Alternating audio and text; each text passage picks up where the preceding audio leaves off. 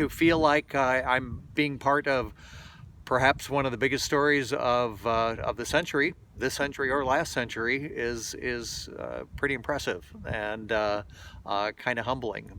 Many people's lives have changed because of this coronavirus pandemic. People are working from home, some people aren't working at all, and most of us are getting tired of Zoom calls. I'm an intern at NET, Nebraska's public media. In mid-March, when classes canceled, I kept working at NET.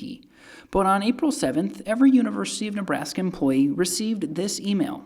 Only employees whose physical presence is officially designated as necessary should work. So I left my favorite cubicle at work, and now I'm working from home, like many others. Christina Stella is also working from home, and she covers agriculture, food, and other similar issues for NET. So I have been working from home for about a month now. I can't say for certain if that's how long it's been because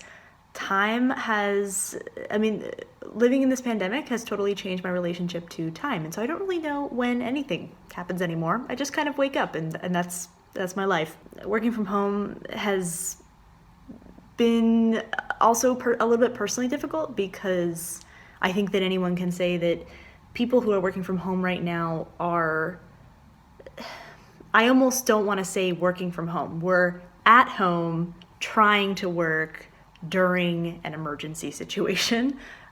So I think that it's safe for at least me to say that it's been difficult for me to focus at times. It's been difficult for me to know when to turn the news off as someone who is in news. So that's been sort of difficult. Bill Kelly has been working on a documentary about the pandemic. His work these days involves going into local health departments, hospitals, and other places where COVID-19 patients are being treated. What's really different about this coverage compared to any other documentary I've worked on is it's just me because of some of the restrictions that the University of Nebraska and the state of Nebraska has placed on who's considered essential personnel. I've been going out on my own, which I'm delighted to do. It's great to feel like I'm doing something other than just sitting at home at this point. And probably the big difference also is we're used to using some of the best equipment in the business at NET, and I've just pretty much retrofitted some of our least expensive equipment, and it's actually been working great. I still wish I had a videographer and an audio engineer to work with.